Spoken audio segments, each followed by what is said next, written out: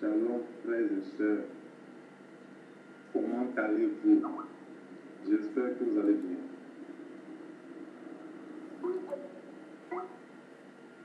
Alors, est-ce que vous me recevez correctement?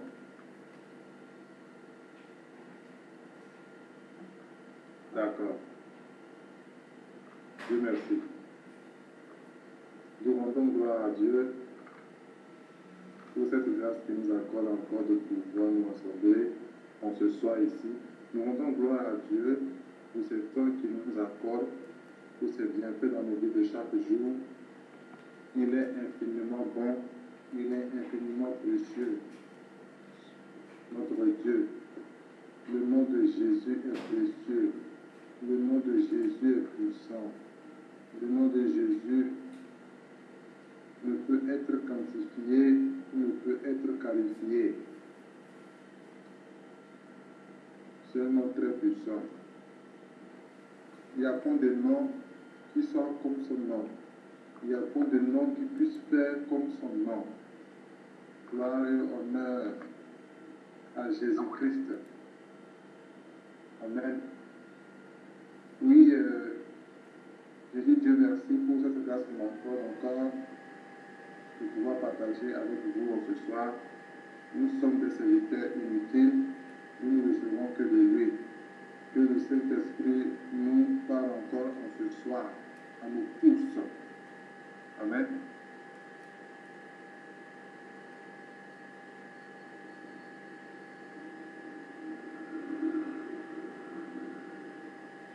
Alors, est-ce que le frère Ferrelin nous entend maintenant?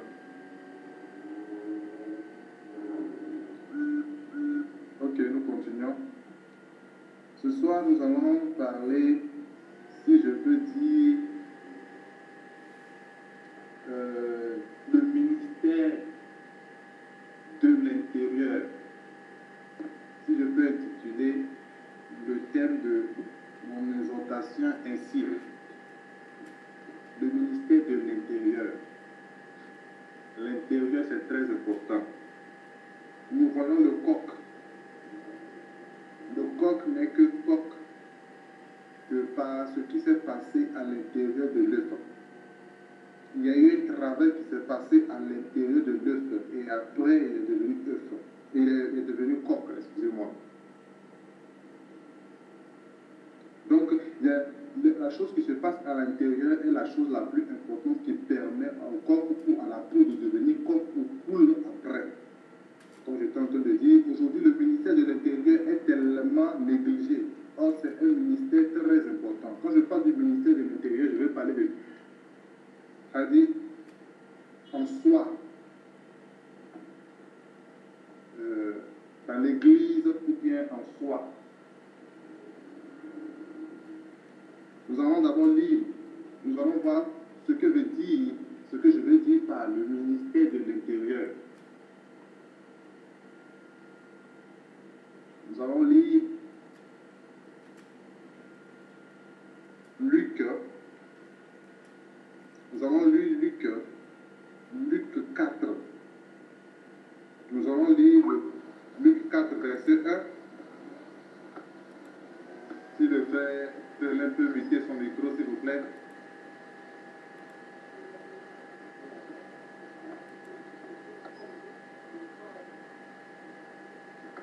Donc, si le frère Ferlin peut muter son micro.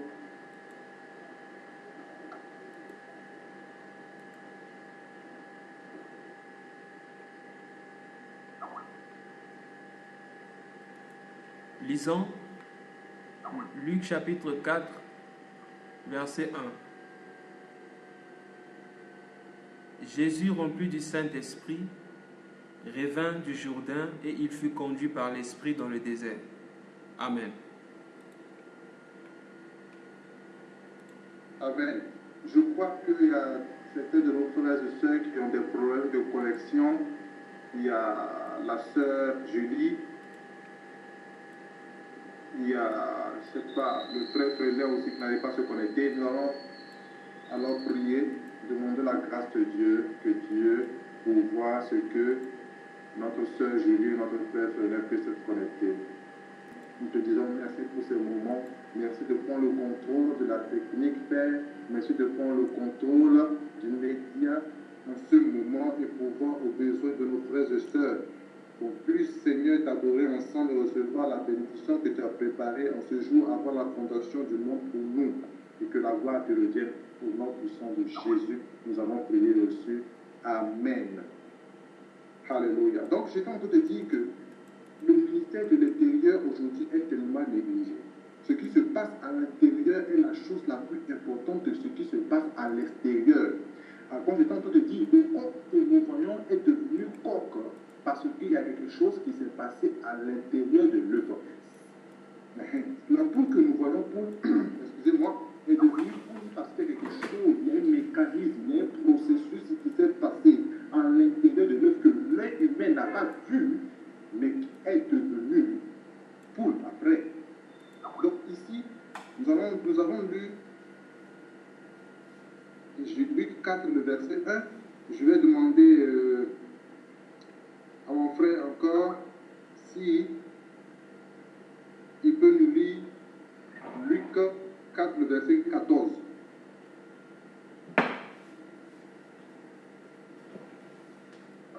La sœur Génose ne nous entend pas. Hein? Allô, vous m'entendez? Il y a un problème de connexion apparemment. Si la sœur Annette peut rappeler, je ne sais pas. Non, on entend correctement. Luc chapitre 4, verset 14. Lisons Luc chapitre 4, verset 14. Jésus retourna en Galilée avec la puissance de l'Esprit et sa renommée se répandit dans toute la région. Amen. Amen. Donc, on nous montre Jésus-Christ au verset 1. On dit Jésus, virgule, rempli de cet esprit. Quand on parle de rempli, ce n'est pas du que extérieurement, mais intérieurement. Rempli de cet esprit. Revient du Jourdain et il fut conduit par l'esprit dans le désert. Et après, on voit Jésus revêtu maintenant de la puissance de l'esprit. Ça veut dire c'est extérieurement. Alors, la sœur Kelly, je m'ai dit qu'on n'attend pas 0 sur 5.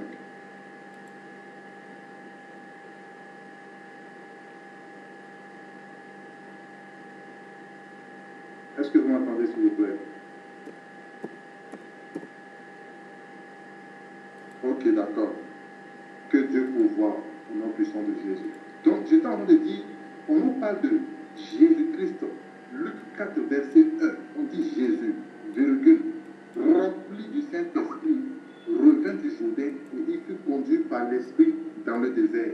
Et après, Jésus, virgule, ça c'est le verset 14, revêtu de la puissance de l'Esprit, retournant en Galilée et sa renommée se répandit dans tout le pays d'alentour. Donc, comme j'étais en train de dire, le ministère de l'Intérieur, Jésus-Christ est rempli du Saint-Esprit. Et c'est l'Esprit qui le conduit. Il est très important que nous puissions comprendre ce qui se passe à l'intérieur de l'homme, ce que l'Esprit fait à l'intérieur de l'homme. Ce que l'Esprit fait à l'intérieur de l'homme est la chose la plus importante que être revêtu du Saint-Esprit. Aujourd'hui, les gens confondent ce qu'on appelle j'ai l'onction et de faire tomber. L'onction maintenant, aujourd'hui, c'est juste être revêtu du Saint-Esprit et de faire tomber les gens et de faire les manifestations et de faire les miracles. Je ne suis pas contre les miracles. C'est très bien de faire les miracles, c'est pour la gloire de Dieu, surtout si cela vient de l'Esprit de Dieu. Mais la chose la plus importante, c'est le travail à l'intérieur, rempli du Saint-Esprit, à l'intérieur. Parce que cela ne sert à rien que le nom de Dieu puisse guérir les malades, être utilisé et après être encore accro à la pornographie, à la masturbation. Ce n'est pas à cela que Dieu nous a donné. Donc le ministère de l'intérieur, c'est être guidé par le Saint-Esprit. Le Saint-Esprit, nous sommes remplis. Remplis là, c'est à l'intérieur. Remplis du Saint-Esprit. Le Saint-Esprit agit puissamment en nous. Le Saint-Esprit vient enlever, mais il nous prépare. Le Saint-Esprit nous prépare à beaucoup de choses. Aujourd'hui, par exemple, mon corps est ce qui est corps parce qu'il y a des choses qui se passent à l'intérieur. La circulation qui se passe ne se passe passe par l'extérieur, mais la circulation du sang qui se passe à l'intérieur. Mon cœur bat, mais le cœur ne bat pas à l'extérieur. Or, c'est pas le cœur que je vis et le sang que je vis, mais cela se passe à l'intérieur. C'est ça qui me donne vie. Les mains, les doigts font le travail, c'est vrai, mais ceux qui sont à l'intérieur font un travail très puissant. Le cœur qui bat me donne la vie, le sang qui circule me donne la vie, car le sang c'est la vie. Les poumons, lorsque je respire, c'est à l'intérieur. Lorsque la bile fait son travail, les intestins, tout cela c'est à l'intérieur. Ça a un puissant travail qu'ils font. Nous voyons. Donc, ce qui est à l'intérieur est très important. C'est ce qui fait que l'homme est. C'est ça qui donne la force, l'énergie. Tout cela, c'est à l'intérieur.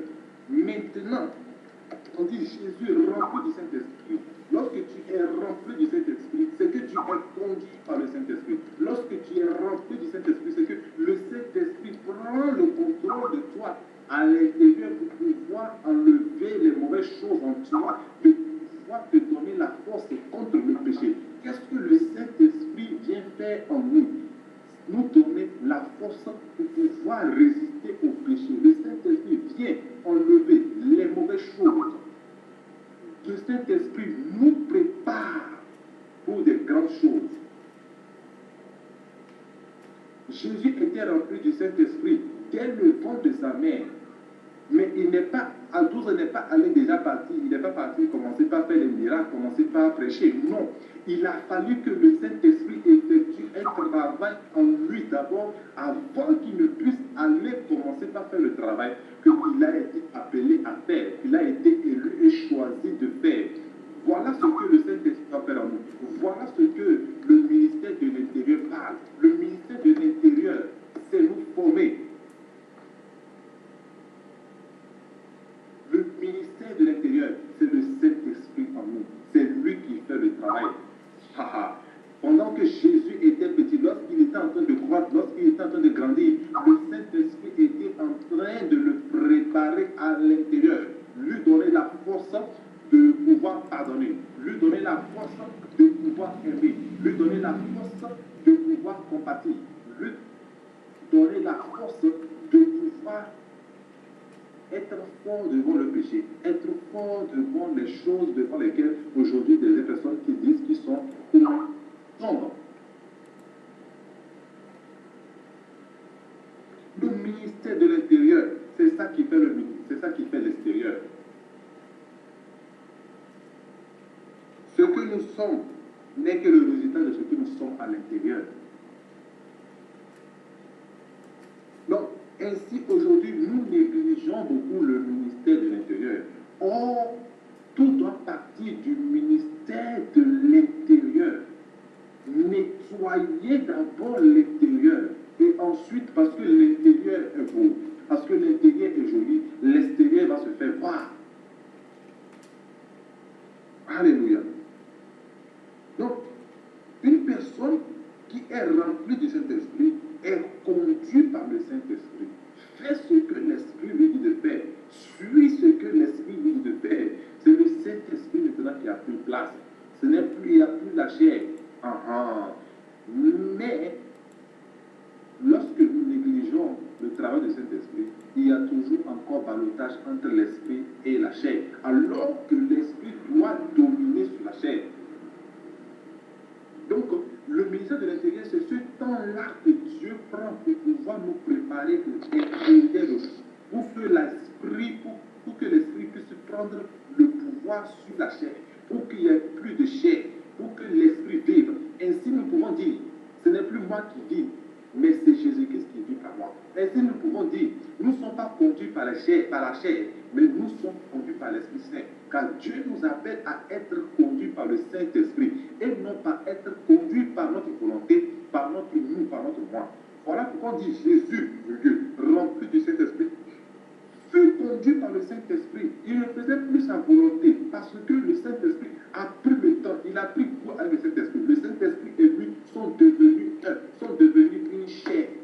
C'est ça ce que le Saint-Esprit fait en nous. D'abord l'intérieur. D'abord l'intérieur. C'est l'intérieur d'abord qui compte. C'est d'abord l'intérieur qui compte. Lorsque l'intérieur est fait, lorsque les bases ont été bien installées dans l'intérieur, ça ne peut pas tomber. L'homme ne peut plus bouger. L'homme ne peut pas tomber. L'homme est maintenant stable. La stabilité de la vie chrétienne dépend du ministère de l'intérieur. La stabilité de la vie chrétienne d'un enfant de Dieu dépend de ce qu'il est à l'intérieur. Lorsque j'ai encore ma propre chair, lorsque j'ai encore mon propre désir, lorsque j'envie encore mon frère, lorsque je suis jaloux lorsque mon frère réussit, lorsque je suis jaloux juste parce que ma soeur a réussi, lorsque j'ai l'amertume parce que mon frère est en train d'avancer, c'est ça, c'est le fruit que je n'ai pas véritablement reçu de cet esprit. C'est le fruit que le Saint-Esprit n'a pas encore agi totalement en moi. La vie intérieure, la vie cachée. Pourquoi Jésus-Christ, lorsqu'il vient, il vient à l'intérieur de nous? Parce que c'est l'intérieur qu'on doit nettoyer. Voilà pourquoi il disait pharisien, nettoyez d'abord la coupe, l'intérieur de la coupe.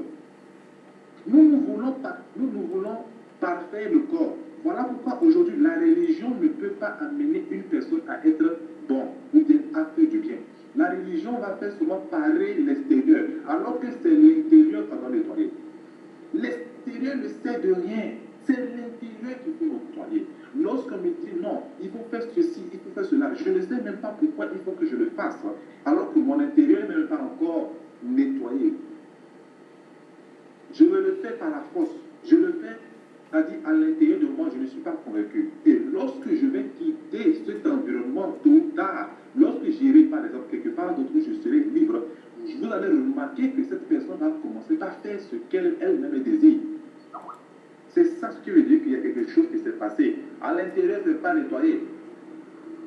Voilà. Aujourd'hui, maintenant, on force les gens à faire les choses par rapport à l'extérieur. On force les gens à faire les choses par rapport à l'extérieur, alors que l'intérieur n'est pas encore propre. Alors que l'agneau n'est pas dans la vie de la personne. Alors que le Saint-Esprit n'a pas encore pris place, n'a pas encore fait ce à quoi il est appelé à faire. Moïse, on a pris 40 ans pour pouvoir le briser. Le Saint-Esprit a pris 40 ans pour pouvoir travailler son comportement, son caractère. Le comportement, le caractère d'une personne vient de l'intérieur. Le Saint-Esprit, Dieu a pris 40 ans pour pouvoir changer Moïse. Waouh! Je me demande, nous voyons les vieux ici qui ont 70 ans, 70 ans, ils commencent déjà pas à trembler, ils ne marchent pas bien. Mais Moïse avait 80 ans, il a marché dans le désert. C'est ça, le Saint-Esprit te donne une vie de jeunesse à l'intérieur, la force de l'aigle pour voler.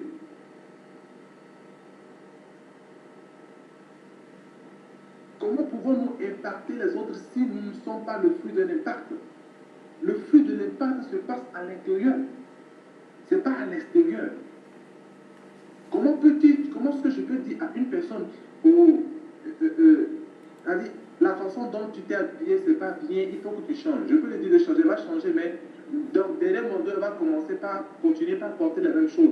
Mais lorsque l'intérieur est changé, lorsque l'intérieur est nettoyé, je n'ai même pas besoin de dire à cette personne-là que tu dois bien t'habiller. Là, elle-même, cette personne va commencer par porter ce qui est décent. Je prends mon exemple par exemple. Lorsque je ne connaissais pas encore véritablement le Seigneur, j'allais à l'église parce qu'il faut aller, parce que la communauté et la société venaient d'aller à l'église. Mais je continuais par aller en boîte de nuit. Je faisais ce qui n'était pas bon devant le Seigneur. Je buvais, tout cela. Mais lorsque j'ai véritablement connu le Seigneur, lorsque le Saint-Esprit a commencé à faire des choses à moi, à changer les choses à moi, personne ne m'a dit qu'il ne faut plus aller en boîte de nuit. Il y a quelque chose dans moi qui me dit, tu n'es pas destiné à aller là-bas. Ce lieu, ce n'est pas pour toi là-bas. Il y a des choses qui ont commencé par changer dans la vie. C'est ça le ministère de l'intérieur. Changer la vie. C'est ça, c'est ce à quoi Dieu nous a appelés à faire. Dieu nous appelle à pouvoir vivre sa divinité. Donc, la divinité de Dieu, c'est quoi? L'amour, la paix, la joie, la fidélité, la bonté. C'est ça. Mais lorsque l'intérieur n'est pas changé, l'homme ne peut pas vivre toutes ces choses-là. C'est l'intérieur. Vous voyez, Jésus, rempli du Saint-Esprit, il fut conduit par le Saint-Esprit. Voilà une personne où Saint-Esprit a fait des choses en lui, l'intérieur. Waouh! L'intérieur est très important. Ça fait comme 90% de notre vie chrétienne. Bref, laissons les affaires de prêcher, tout ça là. Notre vie chrétienne, ce n'est pas sur prêcher. Notre vie chrétienne, ce n'est pas pour prophétiser. Notre vie chrétienne, c'est vivre dans la gloire de Dieu, vivre la dignité de Dieu, l'amour et tout cela. Et tout ceci se passe. C'est le Saint-Esprit. Aujourd'hui, on néglige les gens. Par exemple, les gens sont négligés ou bien d'autres se sentent négligés parce qu'ils ne prêchent pas, ils ne prophétisent pas, ils n'ont pas la voix pour chanter. Mais est-ce que c'est à cela? Dieu t'appelle à quelque chose? C'est ça le ministère de Dieu. Toi, tu te sens négligé. Pourquoi? Parce que les gens amènent les gens à penser que servir le Seigneur, c'est prêcher, c'est faire tomber les gens, c'est guérir, c'est faire des miracles. Mais c'est pas ça. Tu peux être basketteur, mais servir le Seigneur. Tu peux être footballeur, servir le Seigneur. Tu peux travailler au boulot, servir le Seigneur. Ton caractère, ce qu'il y a en toi. Alléluia. Être conduit par le Saint-Esprit. Comment être conduit par le Saint-Esprit? Comme Jésus-Christ ici, on dit, lorsqu'il fut rempli, il remplit du Saint-Esprit. Donc, il faut être rempli du Saint-Esprit pour être conduit par le Saint-Esprit. Lorsqu'on n'est pas rempli du Saint-Esprit, on ne peut pas être conduit par le Saint-Esprit. Rempli du Saint-Esprit, c'est-à-dire que la chair n'a plus de place. C'est-à-dire que mon moi n'a plus de place. C'est-à-dire que ma volonté n'a plus de place. C'est-à-dire que moi, mes idées n'ont plus de place. C'est les idées de Dieu. C'est la pensée de Dieu. C'est la volonté de Dieu. Mais comment est-ce qu'il faut faire pour que cela soit, pour qu'on dise que je suis rempli du Saint-Esprit? C'est que me laisser totalement, que le Saint-Esprit prenne place totalement dans ma vie et que le Saint-Esprit fasse le travail qu'il a appelé à faire à l'intérieur. À l'intérieur. Lorsque une société veut se casser, cela ne se passe pas à l'extérieur, cela se passe d'abord par l'intérieur. Si l'intérieur d'une compagnie n'est pas soudé, la compagnie tombe. La compagnie tombe. La compagnie est ce qu'elle est parce qu'il y a des choses qui se passent à l'intérieur que nous ne voyons pas. Donc, pour être rempli du Saint-Esprit, comme Jésus ici, on dit rempli du Saint-Esprit. Pour être conduit par le Saint-Esprit, être rempli du Saint-Esprit, il faut que notre moi tombe, il faut que ma volonté tombe, et il faut que l'Esprit fasse sa place, fasse ce qu'on appelle le ministère de l'intérieur. C'est très important, frères et sœurs. Le ministère de l'intérieur, c'est très important, frères et sœurs. Comment est-ce que je peux faire face à la pression? Comment est-ce que je peux faire face? Par exemple, la parole de Dieu déclare, soyez toujours joyeux. Comment est-ce que je peux être joyeux dans ce monde que nous sommes en train de passer? Comment est-ce que je peux être content chaque jour dans ce monde que nous sommes en train de passer? Ce n'est que la joie de cet esprit, le sujet de ma joie. Ce n'est que celui-là qui est en moi, qui m'a fortifié, qui m'a donné une force. Je peux faire face à toutes choses, à la joie. Comment est-ce que je peux pardonner facilement à mon prochain? C'est parce que quelque chose s'est passé en moi. Comment est-ce que je peux donner facilement? C'est parce que quelque chose s'est passé en moi. Comment est-ce que je peux avoir compassion facilement? Parce que c'est à ça que Dieu nous appelle. Jésus avait facilement compassion. Mais aujourd'hui, il y a des hommes de Dieu qui se disent Dieu, ou est par le Seigneur, ou est par Dieu, qui n'ont même pas compassion des autres. Oh, frères et sœurs, pour avoir compassion de qu'il y a quelque chose qui s'est passé. Dieu m'a donné son cœur de compassion. Je peux avoir la compassion. C'est cela, c'est le Saint-Esprit qui fait cela. C'est à l'intérieur que cela se fait. C'est à l'intérieur que cela se construit. Ce n'est pas à l'extérieur. N'allons pas chercher le Saint-Esprit pour pouvoir prophétiser. N'allons pas chercher le don pour pouvoir faire tomber les gens. N'allons pas chercher le Saint-Esprit pour pouvoir guérir les malades.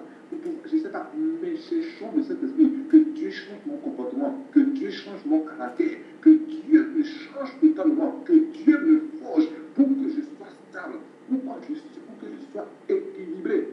Oui, et cela passe par l'intérieur. Pour pouvoir parler correctement, on dit parler bien. Jésus-Christ parlait avec sagesse. D'où venait cette sagesse-là? Le Saint-Esprit l'a préparé, frère. Frère et sœurs, le Saint-Esprit l'a préparé. Le Saint-Esprit a pris le temps de le préparer. Le Saint-Esprit a changé les choses en lui. le Saint-Esprit l'a construit. Waouh! C'est à ce à quoi nous sommes appelés aujourd'hui, frères et sœurs. Ce à quoi nous sommes appelés aujourd'hui. Lorsqu'une personne est égoïste, d'où vient l'égoïsme? C'est à l'intérieur. C'est le sang adamique. Et c'est le Saint-Esprit qui vient changer tout ça. C'est à l'intérieur. Lorsqu'une personne est orgueilleuse, c'est à l'intérieur. Lorsque même un enfant, un tout petit enfant même, déjà même à 5 ans, 6 ans, il commence déjà, il est avare. C'est où tout cela? C'est le sang. C'est le péché qui est à l'intérieur de l'homme. Et cela, c'est le Saint-Esprit qui vient changer, qui nous donne une nouvelle vie, qui nous donne une nouvelle identité, qui nous donne une nouvelle personnalité. La personnalité de Jésus-Christ, la vie de Jésus-Christ en nous. Ainsi, nous pouvons donner facilement. Ainsi, nous pouvons aimer facilement. Ainsi, nous sommes véritablement conduits par le Saint-Esprit. Lorsque Adam a péché, tous ceux qui sont nés par le sang adamique est sous le péché. Donc nous pouvons voir un enfant de 5 ans, 6 ans, 7 ans. Aujourd'hui, nous pouvons voir des enfants de 7 ans, impolis envers leurs parents. Nous pouvons voir des enfants de 7 ans, 8 ans, déjà gâtés. Tout cela pourquoi? Parce qu'il y a le sang adamique. Donc, je ne dirais pas chrétien parce que mon papa est pasteur. Non. C'est Jésus-Christ qui doit changer quelque chose en moi. Je peux être enfant de pasteur, bishop, moi je ne sais pas, tribishop, pourquoi pas quoi. Si le Saint-Esprit ne passe pas dans ma vie, je ne suis pas chrétien. On va m'appeler chrétien par le nom, mais en vérité, je ne suis pas chrétien. C'est le Saint-Esprit qui me donne, qui fait les choses dans moi, qui me donne cette capacité-là de pouvoir être appelé fils de Dieu ou chrétien. Alléluia. Ce à quoi nous sommes appelés aujourd'hui le ministère de l'Intérieur. Donc ainsi, nous ne devons pas amener les gens à se sentir, je ne sais pas, inférieurs aux autres dans l'église. Prie seulement, laisse que le Saint-Esprit te conduise, change ton caractère. Lorsque le Saint-Esprit va te changer, tu vas commencer par prier pour toutes ces personnes-là, œuvrer pour toutes ces personnes, dans le secret. Lorsque le Saint-Esprit était en train de changer Christ, est-ce que Christ a jeûné? Christ n'a pas crié, non, le Saint-Esprit a fait de... C'est dans le secret. Tout se passe dans le secret. Parce que Dieu fait dans le secret. Parce que Dieu parle dans le secret. Pendant 40 ans, quand Dieu était en train de changer Moïse, est-ce que quelqu'un était là pour voir? C'était entre lui et Dieu. C'est dans le secret que ça se passe. Avec le Saint-Esprit, c'est dans le secret. Le Saint-Esprit ne fait pas du bruit. Oh, oh, oh, oh. Non, c'est avec douceur, c'est avec compassion, c'est avec une douceur. Je ne peux pas expliquer cette douceur. Lorsque le Saint-Esprit était en train de me changer, par exemple, est-ce qu'il a fait ça violemment? Non, non, non, non, c'est justement, c'est tout doucement. Il enlève ceci, il enlève cela, doucement, du jour au lendemain. Je me rends compte, mais ça avant, là, j'avais la difficulté de m'en débarrasser. Mais facilement, c'est parti. C'est ça, dans la douceur, dans le secret, sans faire de mouvement.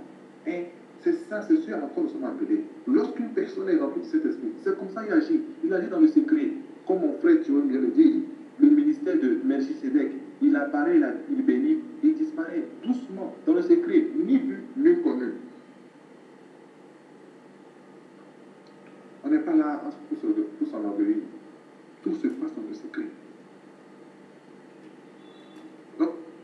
Donc après que Jésus-Christ, rempli du Saint-Esprit, qu'est-ce que Jésus-Christ a fait lorsqu'il était rempli du Saint-Esprit? Vous voyez, le Saint-Esprit l'a préparé à pouvoir être fort devant les tentations de l'ennemi.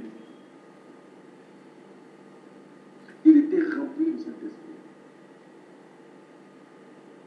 Et il a pu vaincre toutes les tentations de l'ennemi. C'est parce que quelque chose à l'intérieur s'est passé. Parce que le Saint-Esprit a fait un travail à l'intérieur. Il y a un travail d'amour, de sagesse, d'humilité qui s'est passé. Il y a des choses qui sont passées à l'intérieur de lui. Il lui a donné la force là de pouvoir vaincre toutes les tentations, et dans la chair, et dans l'âme, et dans l'esprit du diable. Mais aujourd'hui, qu'est-ce qui se passe? Lorsque nous ne sommes pas préparés, lorsque nous n'avons pas la force du Saint-Esprit, lorsque nous ne sommes pas remplis du Saint-Esprit, c'est le moi encore qui domine. nous ne pourrons pas être en mesure de pouvoir surmonter, de pouvoir gagner les tentations de l'ennemi. Voilà pourquoi c'est facile qu'un homme de Dieu, il peut faire tomber 1000 personnes, il peut guérir combien de personnes, Dieu utilise pour faire combien de personnes, mais il a tombé. Parce qu'il n'a pas, c'est-à-dire qu'il n'est pas resté tranquille pour que le Saint-Esprit puisse travailler quelque chose, puisse travailler en l'intérieur de lui. Tu peux penser avoir les bras, que tu es prêt. Non, mais tu n'es pas encore prêt. Tu peux penser que tu as les pieds, tu peux maintenant marcher, mais tu n'as pas les yeux, tu ne peux pas voir. C'est le Saint-Esprit qui donne les yeux. Ah, tu peux penser que tu as tout, mais il y a quelque chose qui te manque. C'est le Saint-Esprit qui donne ça. Voilà pourquoi l'enfant à l'intérieur doit faire 9 mois. Pendant ces 9 mois, il y a un processus qui se passe. Ce n'est pour rien Dieu a fait 9 mois. Chaque jour, je me pose cette question. Pourquoi 9 mois? Il y a un processus qui se passe. Il y a, chaque jour, il y a une cellule qui se forme. Chaque jour, il y a ça là qui doit venir se former. Alléluia. Dieu sait pourquoi il faut que ça prenne 9 mois pour que l'enfant vienne au monde. Il y a un processus, il y a une chose qui se passe à l'intérieur là-bas, de la femme là-bas, pour préparer l'enfant. Et après, l'enfant sort. Voilà. Et lorsque toi tu penses que je suis prêt, alors que tu n'es pas encore prêt, lorsque tu vas sortir, tu vas tomber, tu ne pourras pas bien voir, tu n'as pas les mains, tu n'as pas les pieds, tu ne pourras pas marcher. C'est le Saint-Esprit qui donne ces choses-là. C'est le Saint-Esprit qui forme ces choses-là en nous. Voilà pourquoi lorsque Jésus-Christ rempli du Saint-Esprit, il fut conduit par le Saint-Esprit dans le désert. Lorsque nous sommes remplis totalement du Saint-Esprit, lorsque le Saint-Esprit nous conduit, nous n'avons pas peur, nous savons avec qui nous marchons, nous savons que c'est lui qui nous guide. Lui va nous donner il nous a donné la force, il nous donne la force de pouvoir surmonter les tentations. Et il a surmonté les tentations. Après qu'il soit rempli du Saint-Esprit, après avoir maintenant gagné les tentations, on dit quoi? Jésus maintenant revêtu maintenant de la force. Le revêtement maintenant. Donc, l'intérieur d'abord avant l'extérieur. L'intérieur d'abord et après maintenant l'extérieur. Le revêtement de la puissance. Est-ce que Jésus-Christ s'est demandé, oh, donne-moi la puissance, donne-moi la puissance? Non. Donne-moi la puissance, je vais les prêcher, je vais faire tomber les gens. Non. Jésus-Christ s'est tué pendant près de 30 ans, jusqu'à 30 ans avant qu'il ne commence son ministère, frères et sœurs, Dieu était en train de le préparer. Le Saint-Esprit était en train de le préparer. Le Fils de Dieu. Celui qui n'avait pas besoin de passer par un processus, c'était Jésus-Christ. Mais il s'est laissé conduire pendant 30 ans pour que le Saint-Esprit le prépare. Et nous autres alors, qui ne sommes rien du tout. Pendant 30 ans, s'il fallait même que Dieu, 12 ans même, puisse commencer par faire les miracles, il pouvait le faire parce qu'on lui dit à 12 ans même, il était assis dans les synagogues, posant des questions. Et les gens de la loi, là, les pharisiens, étaient frappés par ces questions, frappés par la sagesse, tout ça là. Mais il n'est pas allé prêcher. Il a attendu jusqu'à 30 ans. Ce n'est pour rien, frères et sœurs. Ce n'est pour rien. Ce n'est pour rien. C'est pour quelque chose, c'est pour que le Saint-Esprit, le ministère de l'intérieur, frères et sœurs. Le ministère de l'intérieur, c'est très important. Mais nous négligeons pas ça. Même dans l'église, il y a des gens qui sont appelés à faire le ministère de l'intérieur. C'est-à-dire qu'ils agissent seulement secret. Tu n'as pas besoin de crier, oh, moi c'est moi qui fais ceci, c'est moi, c'est par moi. Non, non, non, non. Dans le secret, dans le silence. Dieu voit dans le secret. Donc, au verset 14, on nous parle encore de Jésus-Christ. Jésus, virgule, revêtu de la puissance du Saint-Esprit. Waouh! Il est maintenant revêtu. Lorsqu'il est revenu du désert, il est revêtu maintenant du Saint-Esprit. Tu es prêt, il est prêt. Ce n'est pas lui qui a demandé le revêtement. Ce n'est pas lui qui a demandé la puissance. Lorsque le temps est prêt, c'est Dieu qui détermine le temps. C'est Dieu qui dit que maintenant c'est bon, c'est prêt, tu es prêt devant le monde. Tu donnes cela. Revêtu maintenant de la puissance de l'Esprit. Retournant en Galilée, sa renommée se répandit dans tout le pays d'alentour. Il enseignait dans les synagogues et il était glorifié par tous. Maintenant qu'il est revêtu de la puissance de l'Éternel, est-ce qu'il est revêtu pour pouvoir faire tomber les gens? Est-ce qu'il est revêtu pour pouvoir va faire seulement les miracles. Mais nous allons voir pourquoi il a été revêtu. Ce pourquoi il a été revêtu de la puissance de l'Esprit. C'est-à-dire que le temps de l'intérieur est fini. C'est comme si tu as été jeté maintenant que tu peux maintenant être revêtu de la puissance de l'Éternel pour pouvoir faire le travail, le but pour lequel on t'a choisi, le but pour lequel tu as été appelé. Nous allons lire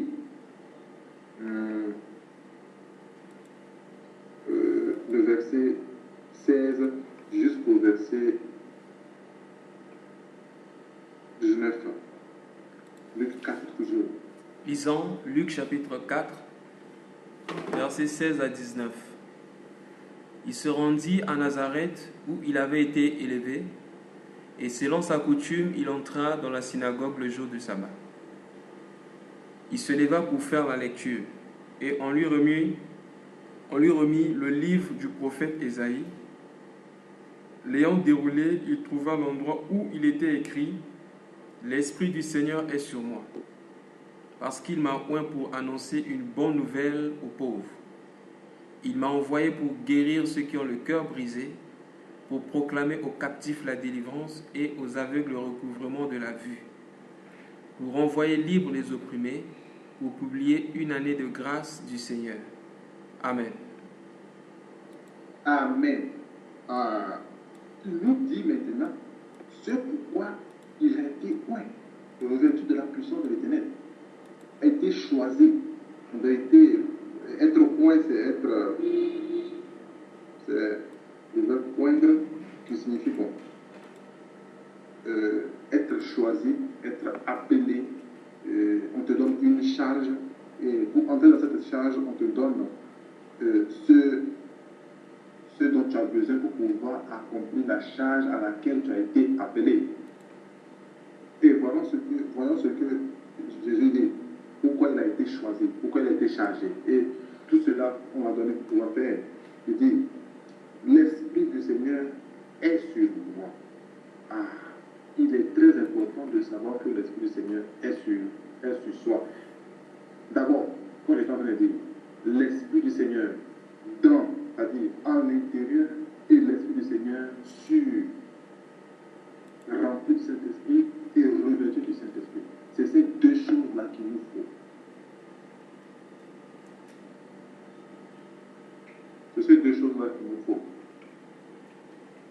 Donc, il dit, l'Esprit du Seigneur est sur moi. Donc, il avait la ferme conviction que l'Esprit du Seigneur est sur lui. Au début, les gens disent que Dieu m'a oublié, Dieu n'est pas avec moi. Ils n'ont pas la ferme conviction que le Saint-Esprit est avec eux. Quand le Saint-Esprit a été envoyé pour nous, il est là avec nous chaque jour. Il a dit, je ne vous laisserai pas orphelin. Donc, ils n'ont pas la conviction que le Saint-Esprit est sur eux, mais est avec eux. Donc ici, on dit, l'Esprit du Seigneur est sur moi. Il a la ferme conviction que l'Esprit du Seigneur est sur lui. Parce qu'il m'a oint. Pourquoi il est sur lui? Parce qu'il m'a oint. Parce qu'il m'a choisi. Parce qu'il m'a choisi avant la fondation du monde. Lorsque nous lisons dans Éphésiens 1, on dit, nous avons été choisis et nous avons été élus avant la fondation du monde pour être saints et irrépréhensibles devant le Seigneur, n'est-ce pas? En lui, Dieu nous a élus. C'est au passé composé. Donc, je suis toujours dans Luc 4. L'Esprit du Seigneur est sur moi. Pourquoi? Parce qu'il m'a oint. Pour faire quoi? Pour annoncer une bonne nouvelle aux pauvres. Le pauvre, comme un de nos frères l'avait dit ici, ce n'est pas celui-là qui n'a pas l'argent, hein. Ce n'est pas celui-là qui n'arrive pas à bien manger. Le pauvre, c'est celui-là. Parce qu'on dit quoi? Annoncer une bonne nouvelle aux pauvres. La bonne nouvelle, c'est-à-dire qu'on doit annoncer une bonne nouvelle aux pauvres. Donc ces pauvres-là, ces personnes-là qui n'ont pas la bonne nouvelle. La bonne nouvelle, c'est quoi? Le royaume des cieux. C'est qui? Jésus-Christ. Aux pauvres. Donc tous ceux qui n'ont pas Jésus-Christ sont pauvres. Parce que même Abraham était béni de toutes les bénédictions terrestres, mais Dieu l'appelle et dit, sors de ta patrie et je vais te bénir. Nous comprenons maintenant la bénédiction bénédiction de l'Éternel, ce n'est pas notre bénédiction que nous voyons. Ah. Donc, l'Esprit du Seigneur, il a été oint. Pour faire quoi? Pour annoncer la bonne nouvelle aux pauvres. Alléluia. Voilà pourquoi il a été oint. Aujourd'hui, les gens crient, reçois l'onction. Reçois l'onction. Vous faites tomber. Il prend sa veste là, il brandit comme ça. C'est mon onction qui vous fait tomber. Je suis sous l'onction. Je suis sous l'onction. Mais voilà ce qu'on est en train de lui dire. C'est pourquoi Jésus-Christ, Fils de Dieu, a été oint, frères et sœurs. Il a été oint pour annoncer une bonne nouvelle aux pauvres. Combien de personnes annoncent la bonne nouvelle aux pauvres? Ceux qui sont là. Cette bonne nouvelle, la nouvelle de Jésus-Christ, mort sur la croix pour nous. Il s'est fait pécher à cause de nous. Ressuscité, il a vaincu la mort. Combien de personnes annoncent la bonne nouvelle aux pauvres? Annoncer la bonne nouvelle aux pauvres, c'est dire que le royaume des cieux est proche. Repentez-vous. Repentez-vous maintenant. Venez à Christ et rentrez dans la tâche. C'est maintenant l'heure à son tour. C'est ça. Annoncer la bonne nouvelle. Dieu a venu pour annoncer la bonne nouvelle aux sœurs.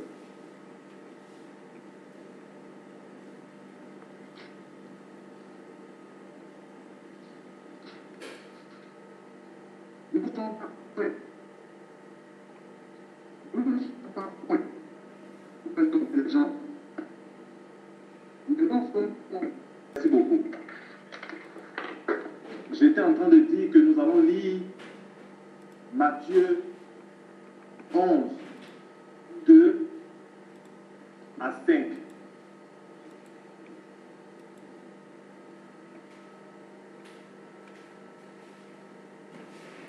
Lisons la parole dans Matthieu chapitre 11, du verset 1 au verset 5. Lorsque Jésus eut achevé de donner ses instructions à ses 12 disciples, il partit de là pour enseigner et prêcher dans les villes du pays. Jean ayant entendu parler dans sa prison des œuvres du Christ, lui fit dire par ses disciples: Es-tu celui qui doit venir ou devons-nous en attendre un autre? Jésus lui répondit: Allez rapporter à Jean ce que vous entendez et ce que vous voyez. Les aveugles voient, les boiteux marchent, les lépreux sont purifiés, les sourds entendent, les morts ressuscitent, et la bonne nouvelle est annoncée aux pauvres. Amen.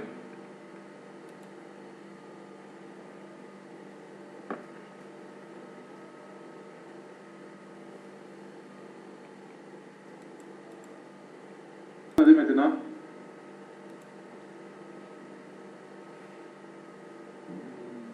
ok, je suis en train de dire annoncer la bonne nouvelle aux pauvres.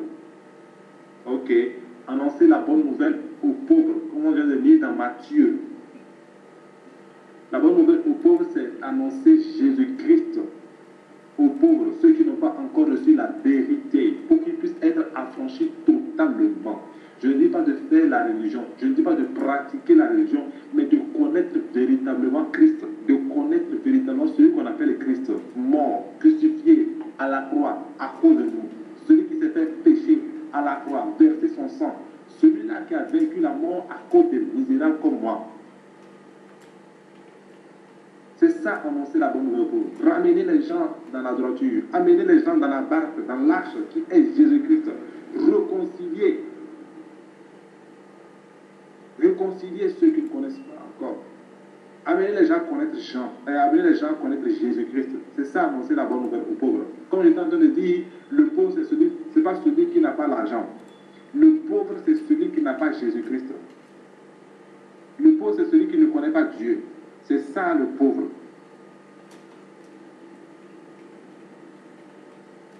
Nous allons continuer, nous allons voir que, on dit encore, il m'a envoyé pour guérir ceux qui ont le cœur brisé. Ah, aujourd'hui, bon nombre de personnes ont le cœur brisé, mais combien de personnes repartent guéries de leur cœur brisé? Alléluia. Ce à quoi Dieu l'a appelé. Lorsque on prend le temps, lorsque le Saint-Esprit agit en nous, rempli du Saint-Esprit, le Saint-Esprit nous a préparés. Nous pouvons avoir le discernement. Nous allons avoir le discernement de pouvoir discerner ceux qui ont le cœur brisé, leur donner la parole, ce dont ils ont besoin pour que ces cœurs puissent être guéris. Les gens ont les cœurs brisés aujourd'hui, frères et sœurs. Il y a des gens qui viennent à l'église cœur brisé, ils repartent cœur brisé. Ils n'ont pas la paix, ils n'ont pas la joie, ils n'ont pas l'espérance. Leur cœur est totalement brisé à cause de ce qu'ils vivent, à cause de ce qu'ils ont vécu dans le passé, à cause de l'environnement, à cause de la société, à cause des problèmes par lesquels ils sont en train de passer. Par-ci, par-là. Il y a des gens qui travaillent, mais n'ont pas le cœur tranquille. Il y a des gens qui sont riches, mais leur cœur est toujours brisé. L'argent ne leur donne pas la joie. L'argent ne donne pas le bonheur. L'argent n'est pas sujet de bonheur. L'argent n'est pas sujet de paix. Jésus-Christ, il est là. C'est lui qui guérit les cœurs qui sont brisés. De toute chose de brisement. C'est ce à quoi une personne qui est pointe est appelée à faire. De guérir les cœurs brisés. Ah, frères et sœurs, il ne savent pas par quoi les gens sont en train de passer. Des fois, nous voyons les comportements, les caractères des gens, et des fois, nous voulons commencer par juger. Mais si peut-être la personne s'assoit et nous raconte ce par quoi elle est en train de passer, ou ce qu'elle a vécu dans le passé, et qui fait qu'elle vit ainsi, et qui fait qu'elle agit ainsi, nous-mêmes, nous allons pleurer, mais c'est Dieu. Si nous disons que nous sommes un, c'est maintenant le moment de pouvoir guérir ces cœurs. Imagine le cœur d'une personne qui a subi un viol. Imagine le cœur d'une personne qui a subi un complexe, qui a subi le rejet. Ah, son cœur est brisé. Imagine une femme qui a été violentée. Son cœur est brisé.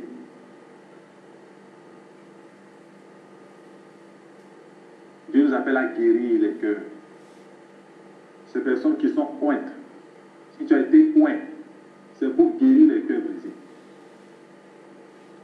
En ce temps que sont en train de traverser, où les gens ont des cœurs, beaucoup de cœurs brisés.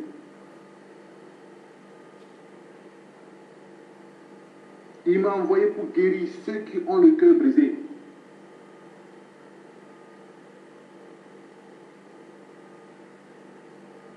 Pour proclamer aux captifs la délivrance. Imagine un prisonnier qui doit passer 30 ans en prison et on vient lui dire que tu as été libre, on a payé ta caution. Après qu'il ait purgé 4 ans ou 2 ans et demi, on dit tu es libre, on a payé ta rançon. Libre, la joie de cette personne. Maintenant, ça c'est physiquement. Imagine ces personnes qui sont captives spirituellement. Des gens qui sont sous la domination d'une personne spirituellement. Lorsque je vois par exemple ce trafic humain qui se passe des fois dans nos pays ou au Nigeria, on prend les filles de force, on les ment et on les amène en Europe pensant qu'ils vont aller travailler, pensant qu'ils vont aller travailler et arriver là-bas, on les met dans la prostitution. Et on leur dit que tu es condamné à payer 50 000 euros. Tu es condamné à payer 40 000 euros par le travail du sexe. Quand tu as fini de payer, là, tu es libre. 40 000 euros, frères et sœurs. Et tu viens annoncer la nouvelle à cette personne captive que tu es libre, ta rançon a été payée. Comment est-ce que cette personne va se sentir libre? On leur fait des atrocités. Il y en a qui sont captifs, prisonniers spirituellement. Ils n'arrivent pas à voir clair. Ils n'arrivent pas à marcher. Ils ne savent pas comment faire. C'est la parole de Dieu seul. Ceux qui sont loin, c'est ce pourquoi ils ont été appelés. Dis à une personne, tu es libre, tu es délivré.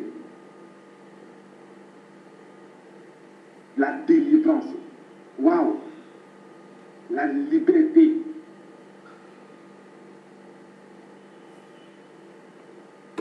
Aux aveugles, le recouvrement de la vue.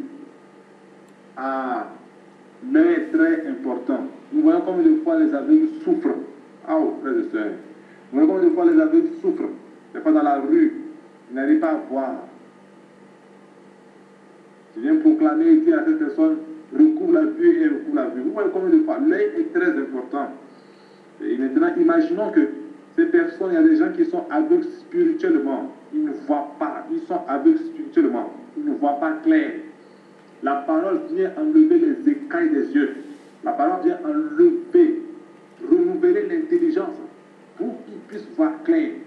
Des fois, nous avons dans notre pays les femmes ou les hommes qui vont faire du juju, la sorcellerie, voir les féticheurs, les marabouts, pour pouvoir aveugler leur conjoint, pour que tout ce qu'elle va dire, tout ce qu'il va dire, que la femme fasse ainsi, que l'homme fasse ainsi, que l'homme soit sous son contrôle, ou que la femme soit sous son contrôle.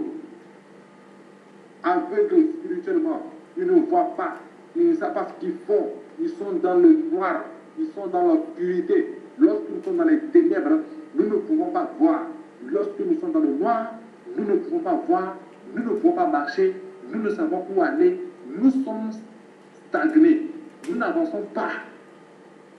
Dieu nous appelle à aller de gloire en gloire.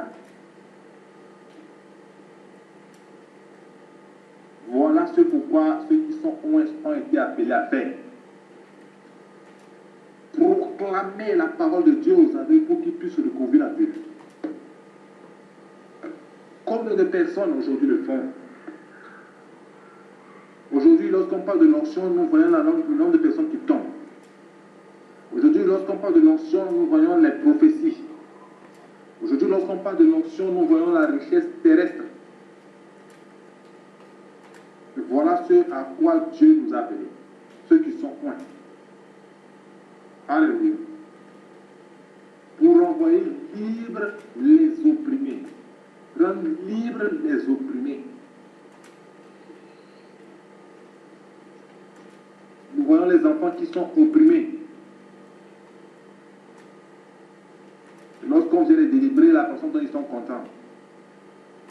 Imaginons ces noms de personnes qui sont opprimées par l'ennemi, opprimées par le stress, opprimées par l'oppression, opprimées par beaucoup de choses de ce monde.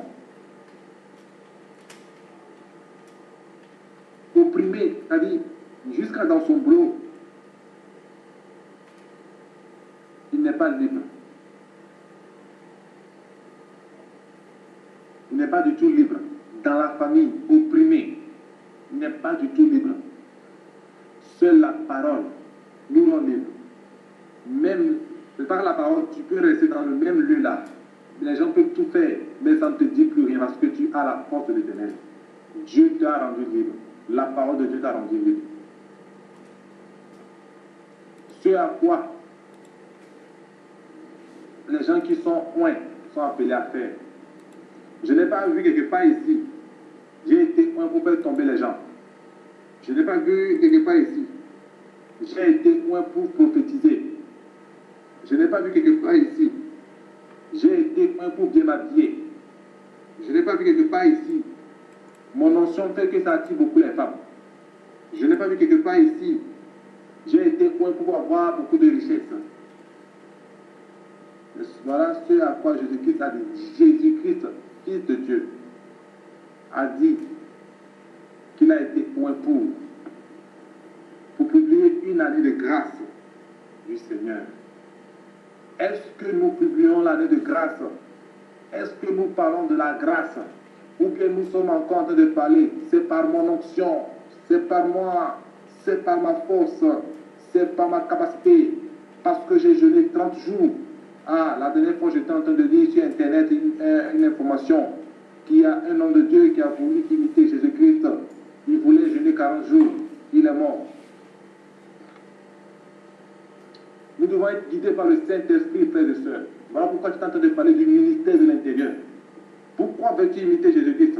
Pour montrer sur toi si tu peux être fort comme Jésus-Christ, tu peux jeûner 40 jours. Quel est le but pour lequel tu vas jeûner? Quel est le but pour lequel tu jeûnes? Tu jeûnes pour qu'on puisse dire que tu as jeûné? Tu jeûnes pour qu'on puisse dire que tu as la puissance? Tu jeûnes dans la forêt pour qu'après on dise que tu vas venir faire tomber les gens et dire ah, il a jeûné? Parlons de la grâce. Pour publier une année de grâce. Nous sommes dans la grâce. Nous sommes appelés à parler de la grâce. Ce n'est pas par nous. La grâce, c'est une chose qu'on a sans rien faire. Ce n'est pas par nous, c'est par Christ, c'est par le Saint-Esprit, par notre habileté, par notre force, par notre intelligence. Alléluia. Voilà ceux qui ont été appelés pour le ministère de l'Intérieur. C'est ça, frère et sœur. Une personne qui n'a pas été préparée intérieurement par le Seigneur ne pourra pas faire face à toutes ces choses-là, ne pourra pas faire ces choses-là. Seulement une personne qui est passée par le processus du ministère de l'Intérieur est appelée ainsi pour être revêtu. Jésus-Christ revêtu de la puissance de l'Esprit. Mais il n'a pas parlé quelque part, c'est juste venu pour faire tomber les gens. Ou autre chose. Frères et sœurs, restons connectés avec le Saint-Esprit. Laissons le Saint-Esprit faire le travail qu'il doit faire dans notre vie. Pour vivre la gloire de Dieu. Pour vivre la grâce de Dieu. Ne cherchons pas à guérir comme des personnes. Ne cherchons pas à chasser comme des démons. Mais notre priorité, c'est d'avoir Jésus. Notre priorité, c'est de marcher par le Saint-Esprit. Notre priorité, c'est de vivre la gloire de Dieu, la grâce de Dieu, l'amour de Dieu, la justice de Dieu, la paix de Dieu, la paix qui surpasse toutes choses. Et que le sujet de notre joie soit le Saint-Esprit, Jésus-Christ. Amen. Que Dieu nous fortifie, que Dieu nous donne à cause de cette grâce-là. Au nom puissant de Jésus, soyons bénis. Amen.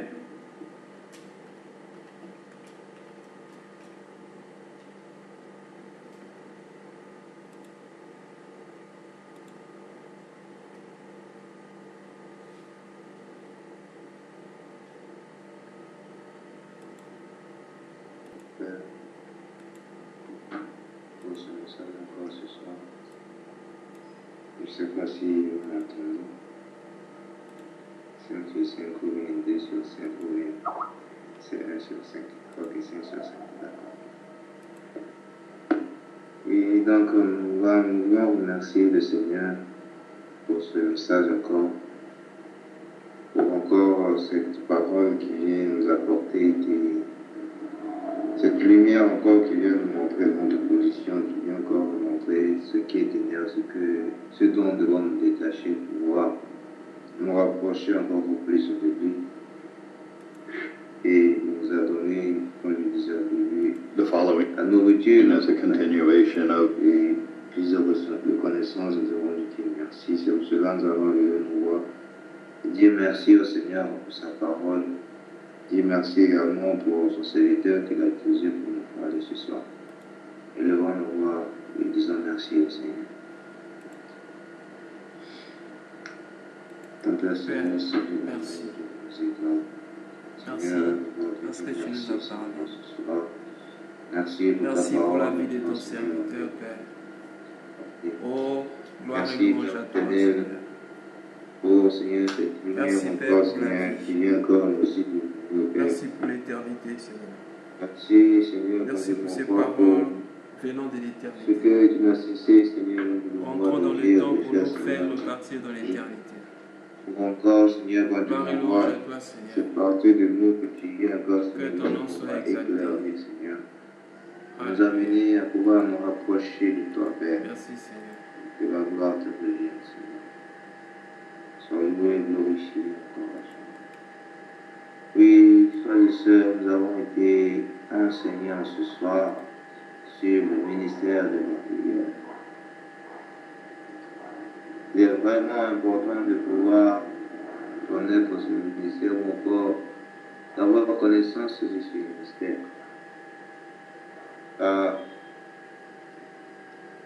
La parole de Dieu nous dit, lorsque le Seigneur Jésus-Christ encore s'est plus proche paraphraser, alors la parole de Dieu nous dit de ne pas nettoyer l'extérieur.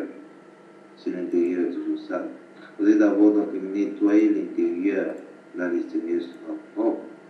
Donc l'intérieur est très important, donc l'intérieur est très important. Parce que l'intérieur, l'homme ne peut pas voir ce qu'il y a à l'intérieur. C'est Dieu seul qui voit ce qu'il y a à l'intérieur.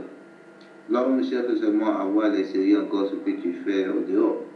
Alors si ton intérieur est propre, donc ça veut dire que d'essayer également va refléter ce qui est dans l'intérieur. Nous avons été enseignés donc. Ce ministère de l'Intérieur, c'est son importance. Nous allons lever nos voix vers notre Père et demander que le Seigneur nous fortifie, que le Seigneur nous amène à ne pas chercher à nous faire voir l'extérieurement, mais afin que nous puissions croître intérieurement, que nous puissions développer une communication comme une communion parfaite avec notre Père intérieurement. Laissez que le Saint-Esprit nous transforme intérieurement. Et merci. Rester humble chaque jour de nos vies. Ce processus d'humilité, d'être rempli d'humilité, de ne point chercher à se faire voir, mais de rester caché et d'agir. Oh, Seigneur, prions le Seigneur. Oui, Dieu Tout-Puissant, tu nous as encore parlé ce soir d'humilité. Tu connais nos cœurs mieux que nous, Père. Seigneur, l'humilité, Seigneur, c'est à travers l'humilité, Seigneur, que tu as décidé de venir. Tu as dit, ayez en vous les sentiments qui étaient en À travers Jésus-Christ. l'humilité, Seigneur, tu as laissé, Seigneur, Voilà pourquoi nous venons pour près de toi ce soir. Oui, Sachant que c'est toi qui es capable de nous donner ce caractère. Nous te prions de nous rendre heureux. Éloigne de nous toute forme d'orgueil, Seigneur. Illumine les yeux de nos cœurs, afin que nous voyions ce qui se passe dans notre cœur et que nous soyons libérés de toute forme d'orgueil. Au nom de Jésus. Nous faire la communion avec le Saint-Esprit par de la communication avec le Saint-Esprit. Lorsque nous devenons un avec l'Esprit Saint, lorsque nous laissons le Saint-Esprit prendre le contrôle de nous, car le Saint-Esprit ne cherchera pas à se faire voir devant les hommes, mais le Saint-Esprit, étant donné que c'est l'Esprit qui nous est donné du Père, ce sera toujours encore à nous amener à nous voir en bas et voir les autres élevés. Et donc, parlons du ministère de l'Intérieur, la communion avec le Saint-Esprit, qui va nous parler encore, la communion avec le Saint-Esprit, qui va nous faire croître, encore va faire croître notre homme intérieur, est très importante. Et nous devons laisser donc le Saint-Esprit prôner encore le Saint-Esprit, prendre le contrôle de tout notre corps, encore toute notre vie. Nous allons prier le Seigneur et demander qu'il fasse mourir notre chair, qu'il fasse mourir nos désirs et que seul le désir de l'Esprit monte, que seul le Saint-Esprit prenne contrôle de notre vie. Car, comme encore sa parole nous dit, ce n'est plus nous qui vivons, car nous n'avons plus de vie, nous sommes morts. Et si nous avons la vie ou encore si nous vivons, ce n'est pas notre propre vie, mais c'est la vie du Seigneur Jésus-Christ. Nous sommes en train de vivre la vie du Seigneur Jésus-Christ, alors nous allons demander au Seigneur de nous aider. Que tout ce qui est notre chair meure, ou encore tout ce qui est désir de nos chairs meure, et que seul le désir du Saint-Esprit, le désir de l'Esprit puisse prôner encore, puisse prendre le contrôle de notre vie et nous conduire afin de vivre la gloire du Seigneur. Prions le Seigneur.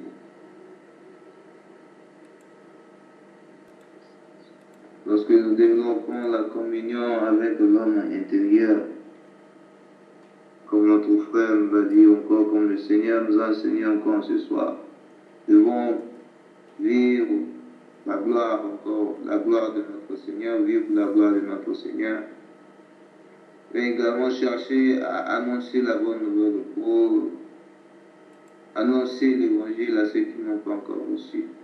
Ceux qui n'ont pas encore reçu le Seigneur Jésus-Christ, ce qui parle de l'évangélisation, le fait de pouvoir partager la parole. Très important pour nous en tant qu'enfants de Dieu. Cela nous allons encore prier du Seigneur. Lui, le véritable enseignant, qui nous enseigne encore comment apporter cette bonne nouvelle à ceux qui n'ont pas encore reçu. Qui nous transforme encore, qui nous guide sur ces personnes également que nous devons toucher encore, que lorsqu'ils nous parlent, nous puissions être attentifs pour pouvoir l'écouter et nous diriger vers ces personnes-là qu'il a choisies pour recevoir sa parole. Car c'est le Seigneur qui choisit, ce n'est pas nous qui décidons qui doit recevoir le Seigneur, mais c'est lui qui en décide. nous ne faisons que faire annoncer encore, nous ne faisons que partager la parole, mais c'est Dieu qui va faire transformer encore, Dieu qui transforme les cœurs. Alors nous allons prier le Seigneur, que le Seigneur nous fortifie, qu'il nous enseigne encore, Seigneur, et qu'il nous enseigne encore comment apporter, annoncer la bonne nouvelle aux pauvres, à ceux qui n'ont pas encore reçu, et qu'il nous dirige également sur ces personnes-là qu'il a choisies pour écouter sa parole ou encore pour le recevoir. Prions le Seigneur. Le sujet par rapport à la parole que nous venons de recevoir ce soir. Oui, que chacun de nous essaie de faire un peu un état de ses proches, des personnes peut-être qui l'entourent, qui ont le cœur brisé, d'essayer de remettre le cœur de cette personne entre les mains de Dieu, que lui-même lui rapporte la consolation, et que, quelles que soient ces personnes-là, qu'à notre présence, que Dieu puisse nous inspirer des paroles, des attitudes qui pourront les reconforter. Je pense par exemple à ma colocataire qui a beaucoup de problèmes dernièrement. J'aimerais qu'on prie non seulement pour elle, mais pour toutes les personnes qui nous sont proches et qui ont des soucis, qui ont le cœur brisé, qui veulent se décourager. Que Dieu lui-même souffle un souffle de vie, de réconfort dans nos cœurs. Mon sujet.